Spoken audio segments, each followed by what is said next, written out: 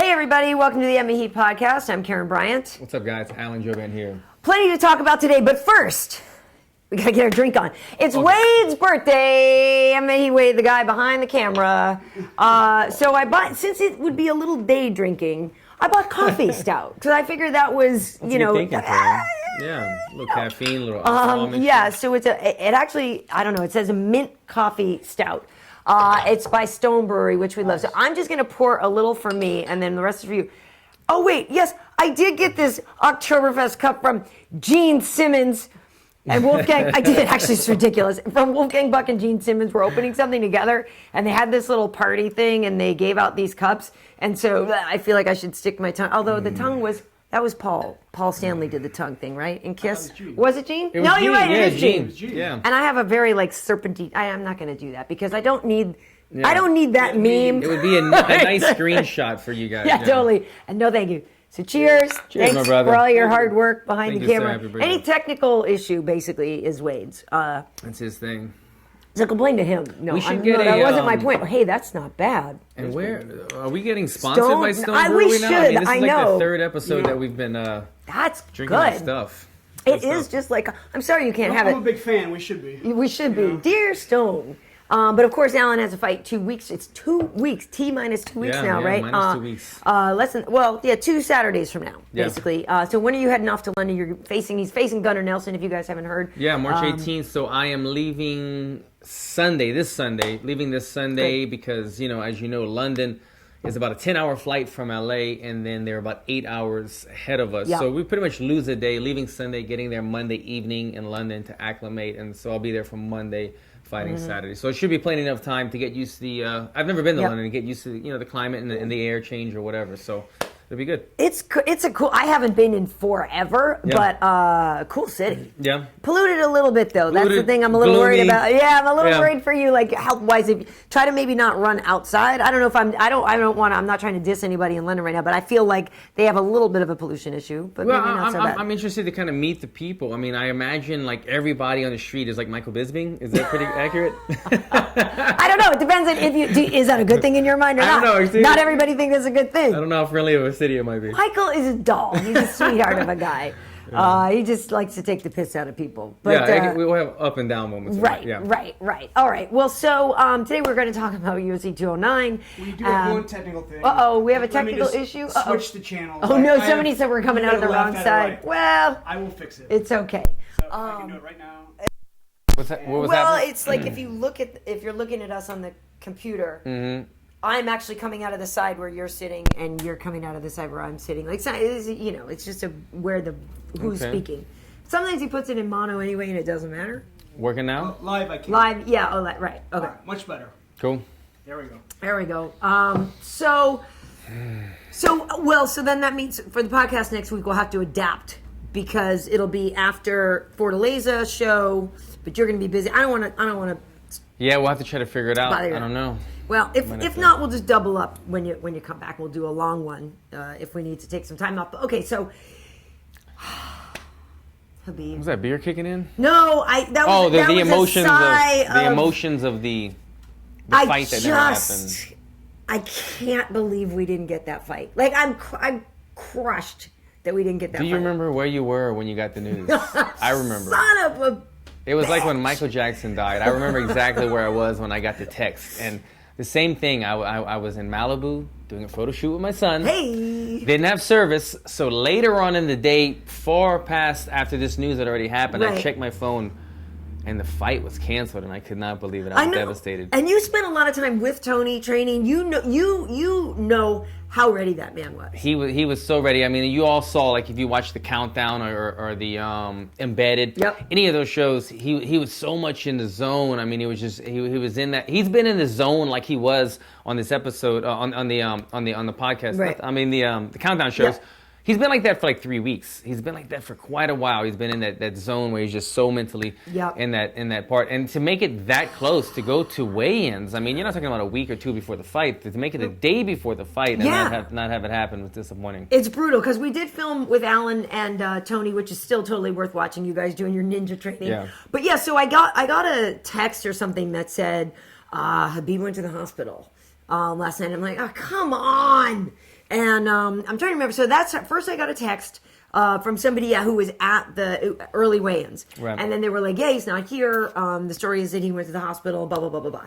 So then I get on with Paradigm, who is Tony's management, and I'm like, okay, what's the deal? What have you heard? Mm-hmm. And then, so they said, yes, the fight is not, we have not heard that it's been canceled yet, but, we're standing by. Tony, Tony's waiting, he's fine, we're waiting.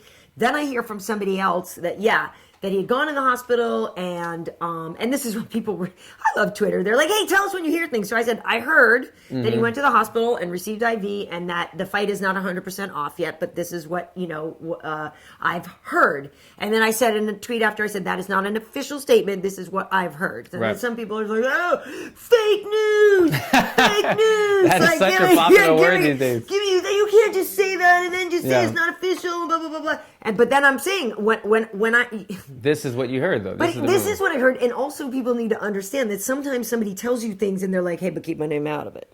Do you know what I'm saying? Like, you can't always just go, well, so-and-so told me. So that was the case. And when I was allowed to tell people who was my source, I said, Paradigm told me this and Paradigm told me that. So whatever.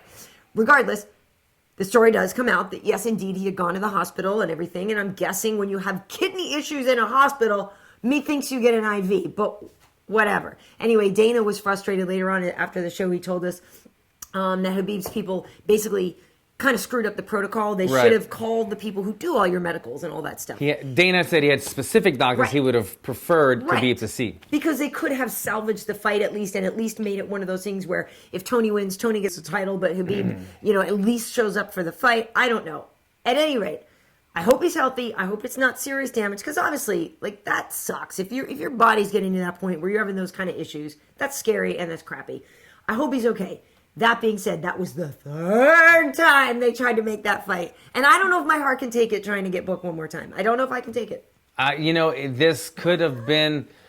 Obviously, this reminds me of when RDA didn't fight Conor. And it's like, man, not only did you break everybody's heart, and I know he broke his foot. It wasn't his fault. Yeah. But I'm saying not only did it break everyone's heart, but the amount of money that was missed out and the opportunities after that was missed out. And you think about Khabib, he might have made, I don't know. $500,000 he was going to make in this fight. And then don't know what would happen, but if he would have won, and then he would have fought Conor McGregor and made millions of dollars. So this could have been, this was obviously the biggest fight of his life, but it could have really just shot his career up, financially, so much money. I think what it is when you have a bad weight cut, when you're cutting substantial amount of weight like Khabib is, with me, I cut weight 1 to 2 weeks out. It becomes take out the sweets, add in the superfoods, start this diet, and then I take out the water. It's simple. I'm cutting 15, 20 pounds. Khabib, on the other hand, is cutting tremendous amounts of weight. If you've ever seen Khabib, he's not very tall, but he's very stocky. Big guy, carries a lot of water, big-bodied guy. And so for him, I'm imagining, I've seen his weight cut, but I'm imagining for that amount of weight, he's probably doing like a 4, 5, 6 week cut. And so if something goes wrong in those 4, 5, 6 weeks out, it messes you up. Then you're already a pound or two behind. So something must have gone wrong in the weight cut where he was maybe 2 pounds over 2 weeks out, and he was carrying that in. And this is maybe one of the first times he had the fight for the belt. He's fighting on weight, no catch weight, and it's hard. And I do think, maybe you're a little bit more of an exception to the rule because you have another career as a model, but like, you stay much closer to your fight weight than I think a lot of people do. And I understand why you don't want, whatever, I understand it. But yeah, when you start to see issues happening a little further out, like maybe get a little heads up. But I'm pretty sure Megan was saying Khabib actually showed up 6 pounds lighter on Monday than he did for UFC 205. Like, that's really interesting. Yeah. So I don't know what happened. So what Karyn's referring to, by the way, is as soon as we get to wherever we're fighting, I'm fighting in London. The day that I get to London, the UFC checks my weight right away to know that fight week I'm on. That there's nothing crazy. And they want to make sure, and they compare it sometimes to see, okay, Alan's normally about 15 pounds heavy, a week out, perfect. So if Khabib was already lighter than normal, I think, so that's what's weird. Something must have happened. But the other thing that's crazy is you saw was it Embedded? And Tony says to Khabib, "Hey, good luck with that weight cut." He says like, "What? Good luck, fatty," or "Good luck with that weight cut. You're looking kind of chunky." And now you look back, you're like, oh. He cursed him. He greeted him. Yeah. But then man. Tony said he actually, he had a little bit of a tough cut himself. He said, he didn't get all the way there the night before. Whenever he woke up, he still had to like gut it out. Okay. But he made it. And I gotta say, he's a classy guy. Like a lot of people, I think, would have gone in on their opponent a little bit more. Classy tweet after. I was shocked really, by it. He's a good dude. But it's to me like. If I'm Tony, I'm like, F you, Conor or nobody. Because what else do I need? He did everything he's supposed to do. It's Khabib who didn't show up and do it. But at the same time, I understand why you need these two to fight to see who's the best. But Conor calls Khabib, the unreliable, and what does he call him? The pullout. Yeah, I don't know. Pull-out king, but he is. He's kind of right. I mean, the shoe fits. It sucks. It sucks. We're thinking about something else. Pulling out. Yeah, I know. It's not a good idea. It's not a good idea. Pull-out game's on point. Sorry, guys. All right. Drink it. It's the beer. It's the water. Connor, He's having a kid. yeah. Connor's having a baby. Anyway, we got sidetracked there, but I'm glad he's having a I agree, though. I mean, Conor, he predicts the future apparently all the time, Mystic Mac, because he said it, man. He's unreliable. And if you're going to put all this money and time and promotion into promoting a super fight where Khabib will possibly fight Conor, and then Khabib not follow through on his end, is going to see the whole thing happen all over again with like Jose Aldo and so on and so on.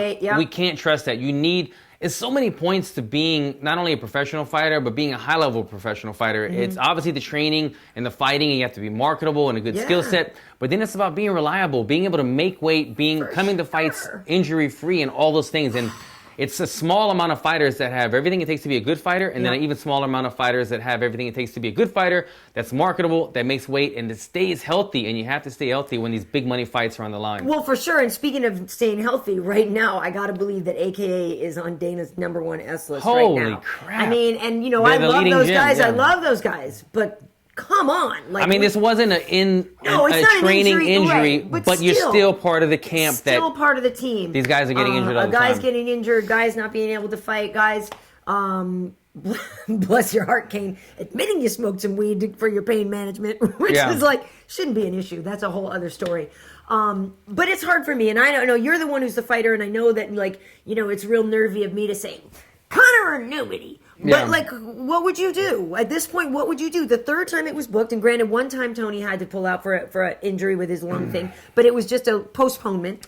Still showed, ready to rock again. What would you do? I feel like this would be Tony's argument, and the cards are in his favor, man, because you go and have this meeting with Dana White and say, what do we do now moving forward? My argument, my case to the jury is you're going to put your faith in Khabib again. Right. This guy's pulled out of 7 fights in his UFC career. I saw some statistics the other day that the numbers were kind of astonishing how many times he's pulled out of fights. And I think he's only fought maybe twice in the last... Well, they gave him horseshoe when Tony couldn't fight, which was like a nobody easy win. Right. He did put it on to Michael Johnson. He put it on him. Yeah, no, absolutely. But...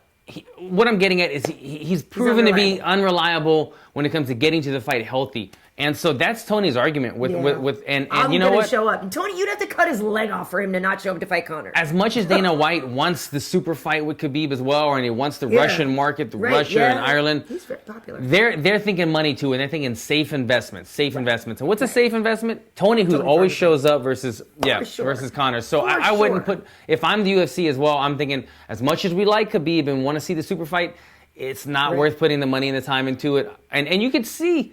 I felt like Tony was hinting something to the crowd when he stands up. He stands up during the fight when the camera puts on him.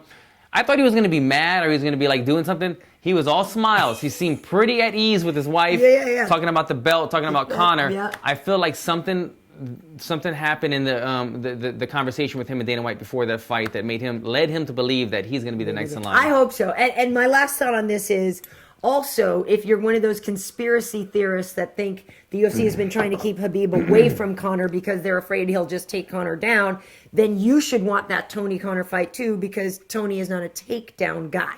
Yeah. He's a snapdown guy. I mean, he's amazing. But you know what I mean? Most people think, Khabib fight, he's just going to go and take Conor down. And it would be a tremendously more exciting fight. As amazing as Khabib is, I don't think he has one post-fight bonus because he's so good at what he does. He just holds you down and ground and pounds you, and you don't really get excited about ground and pound. Where Tony, the Scramble King versus Conor McGregor, that would be fun. Such an entertaining fight. So I think that's the fight that we're going to see in the near future. Well, I hope sometime in the future. I hope so. Well, I'm going to say near future. I know. As we move on, we do need to also talk about the title fight. That there was a title fight. There was a main event between Tyron Woodley, Stephen Wonderboy Thompson. Yeah. Tyron kept the title with a majority decision win. Right. And I have to admit, as the fight was going along, as we approached the 5th round, I did tweet out, I'm not sure if Tyron's keeping his belt.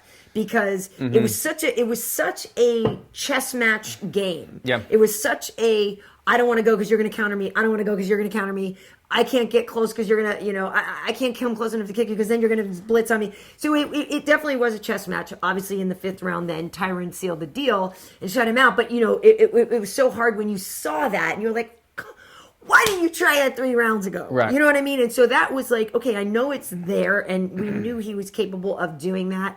So the frustration for me came in that waiting game and that hesitancy. With that blitz at the end, I was like, okay, yeah, I can see, Tyron getting this because to beat the champ, you got, to beat, whatever. Yeah. But what, it was not what I expected. 22 minutes of them not fighting. And you go from them having the fight of the night at the biggest event in history, UFC 205 in New York, to one of the slowest, most boring, It wasn't great. welterweight title fights in history. So, I mean, look, but you know how hard it would be to fight Stephen Wonderboy Thompson. Exactly. I'm defending Tyron right here. Yeah. Stephen Thompson is a guy that he stays right out of range. He's very rangy, and he stays right out of your range, and he's waiting for you to attack so he can counter. So that had Tyron pumping the brakes at first, and then this is a rematch, so they know each other's body movement very well. So once you know, it's like sparring a training partner. When each of you know what the other one's capable of, you're a little bit more hesitant. Okay, so there was no surprise attack like there was in the first fight that allowed some of these more scrambles. I don't think the first fight was actually like an all-out war. No, it wasn't. They just had a little more fiery moments. Right. This one, they knew each other's game plan way too well. Tyron, I totally get where he was coming from. He had his back against the cage. Steven's right there waiting for him to blitz so that he can counter him. Tyron was trying to play it safe. There's a lot at stake, a lot of money on the line. But when you see the amount of success that Tyron had in that last 3 minutes of the 5th round, you think, okay, you weigh out round 1, get a feeling in round 2, but now in round 3 or 4 or something, you have to go a little bit sooner than that. And at the end of the day, I get it. There's a lot at stake, but there still is a sport of entertainment. You have to entertain the crowd, and when people are booing and such a, this was supposed to be one of the best fight cards in history, and it goes down as the comebacks from the prelims. That's what people remember from this fight card. And I think what also was tough about it is that beforehand he was saying, I want to go down as the best welterweight in history, and he's physically totally capable. Yeah. And then when that happened, I feel like that just puts doubt in people's minds, and it's an uphill battle for him. It was the wrong timing, I think, for that statement. After you have after you came off with the Robbie Lawler performance, you say something like that. But when you have kind of a lackluster performance and the previous fight was a draw, and you're saying, I'm going to be the best to ever do this, it's kind of like, well, that was pretty boring, though. So come back, have a great performance, make those kind of statements, and clear this last one up. Yeah, I mean, they're both awesome fighters. I mean, that's the thing. Yeah. They're both awesome, and they're both totally dangerous, so you understand that game. So, Tyron was the underdog in this fight. He was a plus 115 to a minus 135 for Thompson. Now, here's the thing. The scorecards were wacky. So, one judge gave Stephen 3 rounds, but he's the same judge that gave a 10-8 round in the 5th. Okay, so it's confusing because round 2 is interesting. Round 1, everybody gave it to Stephen. Round 2, 2 guys gave it to Tyron. 1 guy gave it to Stephen. Round 2 was my deciding factor in the fight. Round 2, I said, let's just keep this a draw, and I scored the rest of the fight. Okay. So round 2, 2 guys gave it to Tyron. Round 3, everybody Tyron. So right now it's 2-1. Round 4, everybody gives to Stephen. Okay. Yeah. But then round 5 is one guy gives it a 10-8. So it's confusing. And that's why we had one guy seeing it as a draw, and then 2 guys gave it Tyron 3 rounds to 2. So this was the predicament I was in while I'm trying to score this fight. I had just switched over my thought process. Yeah. This is the new scoring system. This is how I'm going to start seeing fights from now on. Right as I started to get in my groove, I realized, okay, but Nevada's not Nevada's not scoring it in the new scoring system. For some reason, they're staying in the past with the old scoring system. So I had to revert back to that. So the last round, clearly Tyron. In the new scoring system, I would have given him a 10-8 because it was a clear, obvious round that he won, and almost finished him. Almost finished him, and with the new scoring system, damage is the highest rated thing, and there was a lot of damage done, cuts and blood. So I would have given him a 10-8, but because of it was in the old scoring system, I would have given it a 10-9. To be honest, scoring it round for round, that's how it's supposed to be done.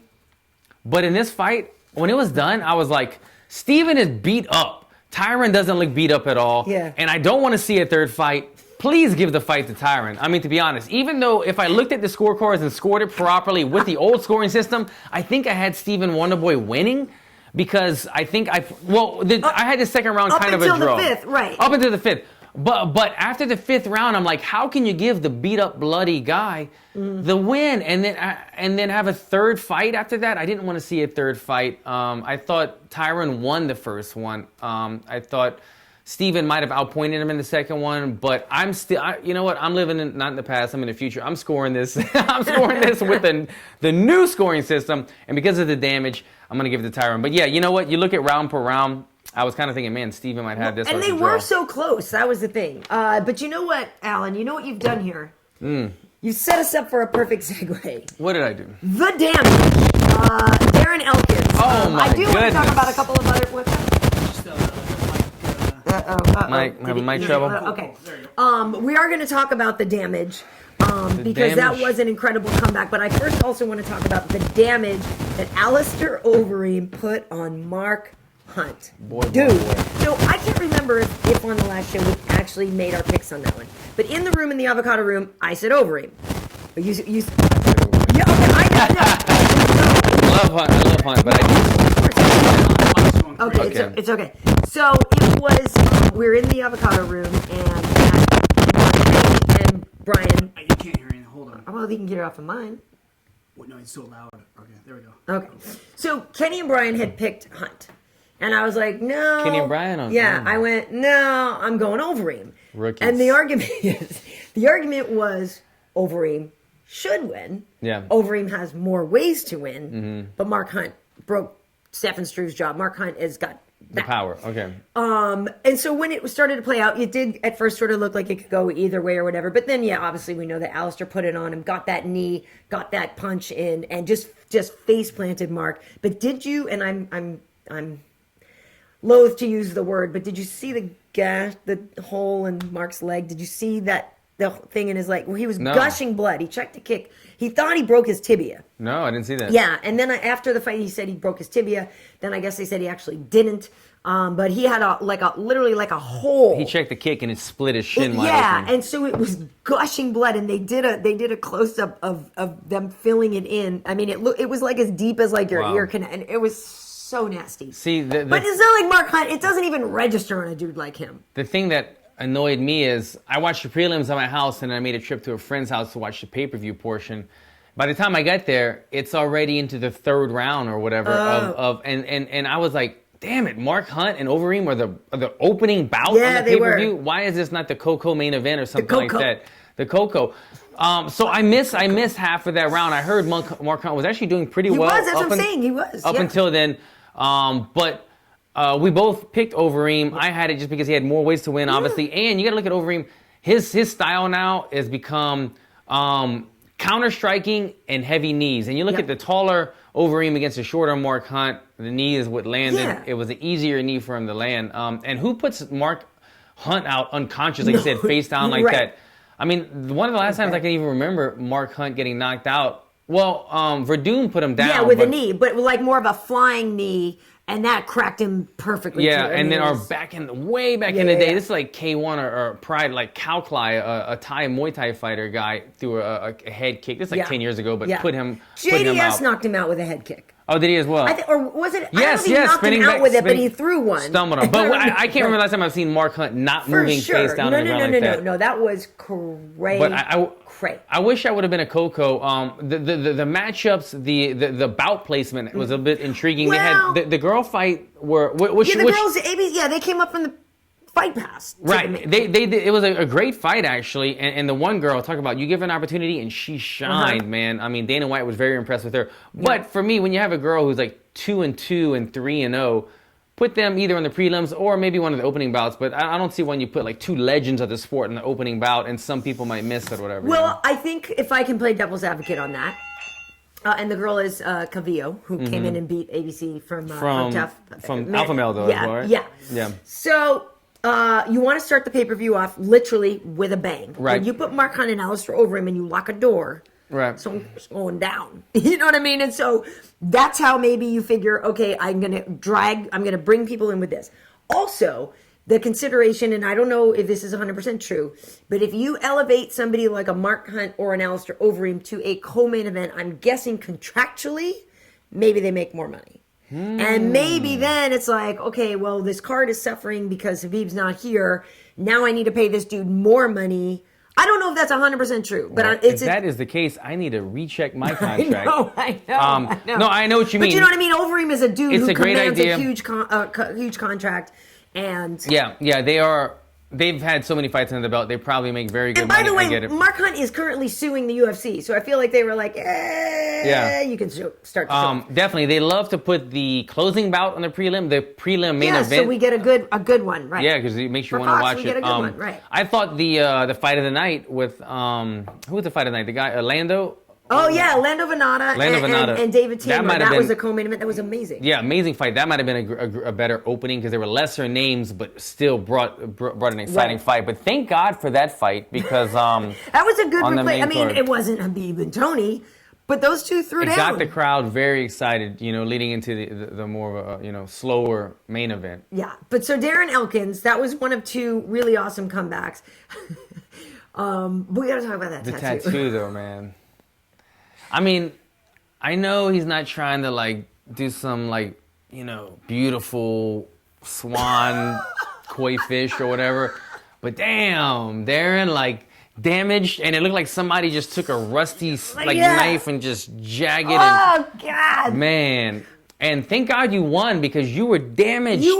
And then, it was kind of epic. It was kind of like your moment because you were bloody and you had the most epic comeback of all time. You were damaged. You're like, yeah, motherfucker. I knew this was going to happen. That's why I put this tattoo on my chest. But But damn, no girls are going to love that. No, and by the way, too, he was fighting Mirsad Bektic, who is the opposite. That's a handsome dude. Yeah, and he's a very tough guy, man. Very good. That comeback was crazy. So this is a guy that was just putting it on him the whole time, and you're just seeing this is wow, everything's firing for this guy. He's just on his way up. Yeah. And the damage turned around and put it on. I thought that was awesome. Happy for him getting that extra $50,000. Bektic had a bit of a brain fart right there. He was dominating, and then he just kind of gets up without thinking and lets him land that right hand and that right kick. And man, I mean, when you talk about folding a guy over, he folded him. Oh yeah, no, he was. Bektic was knocked out in a front roll. I've never seen somebody fall like that. Up, poor dude. But the other thing is too is if you were that tattoo, no bueno. no bueno. Well, you know what I said. I would say, whatever. I had half a beer. I'm seeing Darren Elkins gets a girl and she's like, well, okay, and that's what you see. She's the damage that makes you really rethink in the middle of the situation that he's like, hey, you're already here. Come on. You're already here. I don't know. We're showing another tattoo. Turn over. I keep my shirt on. Sorry. Turn the lights out. Lights out. But if you had bet on Elkins, you are a total baller because he was a plus 450 underdog to a minus 700. Holy crap. For Bektic. So that's a good bet if you did that. Tabura also was an underdog. He paid off.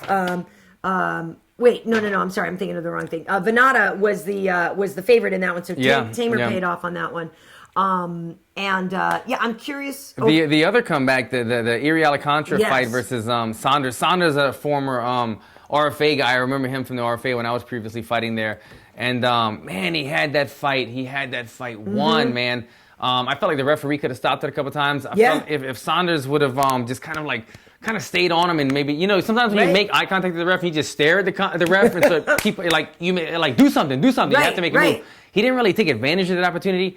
And man, he just kind of got lackadaisical for a second and let Alcantara just get away The with a crazy submission. thing is, too, is Alcantara, we were saying while we were watching it, like, dude doesn't want to be there. He looked like he kind of wanted out of that fight. I feel like he wanted the ref to step in, and he was going to be like, what? He kind of turtled up a little bit and didn't look like all that. For a good into jiu-jitsu guy to let somebody hold you in the back and punch you in the head, that happened numerous times. He was in a bad position. He won it out, and he was given a window of opportunity, and he took advantage of it. Man. Yeah. Well, the last one I want to talk about from 209, my boy Sugar Rashad Evans. Sugar. I kind of screamed at the TV. Sugar, what's up, Sugar? And nothing against Dan Kelly. Dad bod. I really wanted Sugar to get the win. Like I'm not saying I necessarily disagree with the scoring, although I didn't even. But it sucks for him. And some people are like, oh, you got to hang it up because if you can't even beat Dan Kelly, then you suck. Dan Kelly does have an impressive record, though. Yeah. He's like 13-1, Yeah, and I also just don't think, because they were saying, like, if you can't outstrike him and if you can't have this, it's the first time he made middleweight, fought at middleweight. Yeah. And so I don't know, and maybe that's a learning process of your body at a new weight, making it all the way through a fight and stuff. And I don't think it was like some, oh my God, tragic performance where you're like, oh, he totally sucks. The problem is that the middleweight division has nothing but killers, and I understand and they get a lot that tougher argument. than Dan Kelly. Yeah. I understand that argument that if you can't beat Dan Kelly, it just made me sad. Here's the thing. I think that Sugar didn't apply the right game plan. Yeah. The entire fight, I'm thinking, this guy is known Kick the leg. By the way, not to Kick interrupt, the but he had damn a leg. freaking, That's exactly he it. had a wrap from here to there. As soon as he entered the octagon, I saw he made an adjustment on his knee sleeve. And when he uncovered the knee sleeve, the black knee sleeve, you could see underneath it, he had like 3 rolls of white tape Totally. holding his knee in place. Right. And that's a dead giveaway. I mean, if you have a substantial injury like that, sometimes you should wear 2 knee sleeves right. so to make him guess. You don't know which one to hit. Right. This guy, the tape was coming out of the knee sleeve. You can see he's not the most mobile guy in the world. His best chance is to get a hold of you in some type of judo throw position, or to just kind of bang in boxing range. Right. And what does Rashad do? He obliges that. He stands toe-to-toe in boxing range and only boxes him. He got 1 or 2 takedowns. I get it. They got up quickly, though. Kelly got up fast. Kelly did a great job of using his base right away and then making Rashad have to work. So I think Rashad was kind of thinking about, should I conserve my energy? I'm not really doing any damage over these takedowns. Right. But you landed 2 takedowns, so start mixing the feints to the uppercuts, start kind of playing that game with them, or kick the damn leg. You got a guy with his lead leg and 3 rolls of tape on it, kick it. You saw after the fight, Rashad must have been heartbroken. The guy said, I have like a torn MCL or some CL. He's like, it doesn't even stabilize. I'm like, he's like, my knee is totally unstable. As long as I can wear a knee sleeve and put tape on it, I'm okay to fight. We're all so he's fighting injured, and you didn't throw a 1 leg kick. There was an opportunity missed. Screaming, sweep the leg! Yeah. I mean, which is crappy. I mean, I'm not trying to get anybody hurt and wreck their knee, but yeah, trying to win a fight. If the dude rolls in there with the knee like that, And Dan Kelly was doing a fantastic job of sweeping Rashad's lead leg. He was using that lead leg, sweeping him and trying to counter him with a left hand. He should have just kicked that leg a couple times. He would have seen that Kelly did not like it. And then from there, all kinds of things would have opened up. He didn't take advantage of it. I didn't score it round for round, but I wasn't impressed with Rashad's performance. I was rooting for him the whole time. I don't know what's next for Rashad, man. After that, I'm surprised, too, with his phenomenal corner head, Tyrone Sprong in his corner. Look, Tyrone Sprong has broken his... he broke his own leg. His leg before. Just like Anderson Silva did that before in K1 of Glory. So I get, maybe he's not a big fan of leg kicks anymore either. Yeah, but he's got Henry Hoof there. But you gotta tell him, you gotta notice that. Kick the leg. Yeah, it's tough. It's tough. But I love you, Sugar. You're an awesome guy, whatever you decide to do. Obviously, it's not our job to tell him when to stop or do whatever. If the weight cut wasn't too horrible for him and he feels good at this weight, continue doing it. I think just tweaking the game plan. Yeah, he did land some nice uppercuts. Yeah. He did land some nice uppercuts. He had his moments. All right, well, we have gone through our 5 rounds. Before we get out of here, I do want to give a little bit of a preview because we did catch up with Beneil Dariush, who is taking on Edson Barboza. Great fight down in Fortaleza this weekend. Also, Kelvin Gastelum I spoke to, who is in the main event against Vitor Belfort. And he is the, it's funny because Kelvin is he was supposed to be at 170. He kind of got forced up to 85, but he's actually finding success at 85. Looking really good. I know. at 85, So after yeah. he knocked out Tim Kennedy, he called out Vitor Belfort, which is a really smart thing to do. We always talk about, like, it's nice when a guy has somebody's name in And a mind. ballsy thing to do. He's not like, you're not going to get submitted against Vitor probably, Right. but you're probably, you're going in there to bang against a very crafty veteran. Well, right, and you're smart enough to know that Vitor is not in his prime anymore, but still a win over a guy like that with that legacy is still going to be a really big thing for you.